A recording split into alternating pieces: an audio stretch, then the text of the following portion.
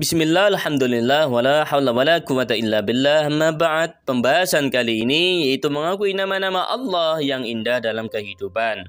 Setelah kita mengetahui nama-nama Asmaul Husna, maka marilah kita mengamalkan dalam kehidupan sehari-hari.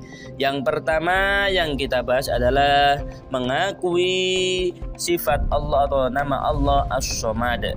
Artinya adalah As-Somad itu tempat bergantung, tempat memohon dari segala sesuatu. Hanya kepada Allah kita memohon pertolongan, baik dalam keadaan lapang, keadaan sempit, keadaan senang maupun keadaan susah.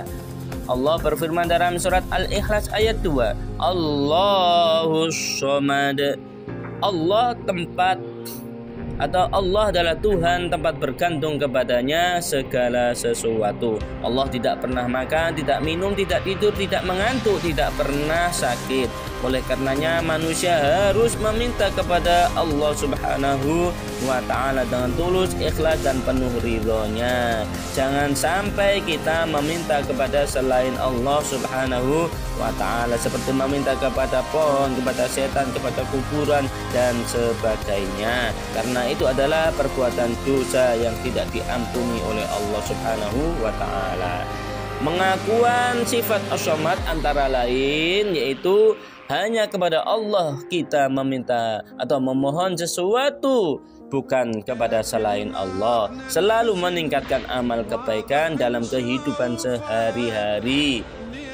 Selalu berusaha menjadi manusia yang berguna, rendah hati, jujur, tanggung jawab, suka berbagi.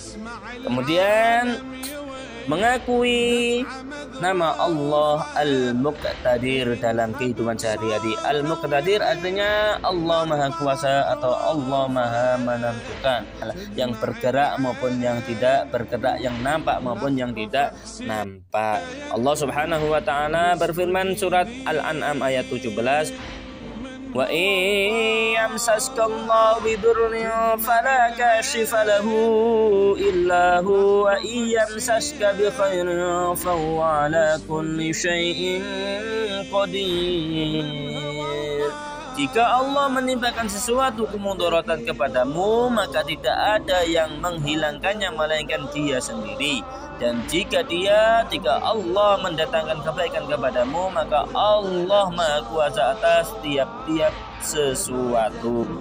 Mengakui sifat Al-Muqtadir dalam kehidupan yaitu dengan cara hanya kepada Allah kita berlindung. Kita memohon perlindungan dari segala sesuatu kejahatan yang ada di alam semesta ini atau makhluk Allah Subhanahu wa ta'ala. Yang kedua adalah berlomba-lomba untuk berbuat kebaikan, berlomba-lomba untuk menambah amal yang baik seperti sholat 5 waktu, bersedekah dan berbuat baik kepada sesama dari kita. Yang ketiga yaitu mengakui nama Allah Al-Muqaddim dalam kehidupan. Al-Muqaddim artinya maha mendahulukan. Bila Allah berkehendak A, maka pasti dengan zatnya sanggup mendahulukan sesuatu yang menurut akal fikir manusia tidak mungkin dilakukan. Allah berfirman dalam surat Al-Fatih, Bismillahirrahmanirrahim. Qul faman yamliku lakum minallahi syai'an in arada bikum darran aw arada bikum naf'a bal kana Allah bima ta'maluna khabira. Katakanlah, maka siapakah gerangan yang dapat menghalang-halangi kehendak Allah jika Dia menghendaki kemudaratan bagimu atau jika Dia menghendaki manfaat bagimu? Sebenarnya Allah Maha mengetahui apa yang kamu kerjakan. Coba kita pernah melihat sesuatu yang nampaknya tidak bisa dirubah ternyata juga bisa dirubah. Seperti ceritanya Nabi Ibrahim alaihissalam yang dibakar hidup-hidup oleh Raja Namrud. Kalau secara akal pasti Nabi Ibrahim akan meninggal, tapi Allah menyelamatkan Nabi Ibrahim dan tidak pernah Nabi Ibrahim itu luka sedikit pun. Kemudian mengakui sifat al-muqaddim antara lain yaitu selalu berbuat kebaikan di mana saja, kapan saja, dan jangan berbuat sesuatu, mengatakan sesuatu yang sia-sia.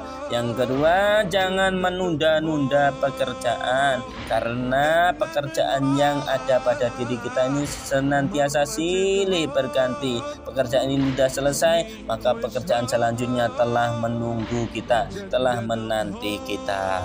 Yang keempat, mengakui nama Allah Al-Baqi dalam kehidupan. Al-Baqi artinya maha kekal abadi selama-lamanya.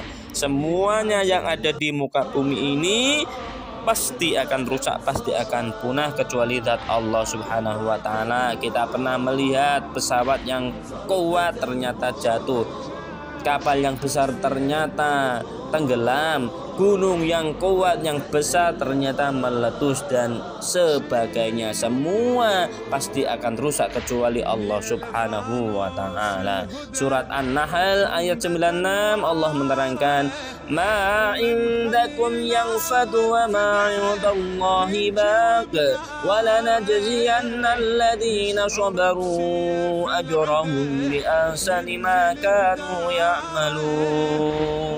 Apa yang ada di sisimu akan lenyap, dan apa yang di sisi Allah adalah kekal. Dan sesungguhnya kami akan memberi balasan kepada orang-orang yang sabar dengan pahala yang lebih baik dari apa yang telah mereka kerjakan.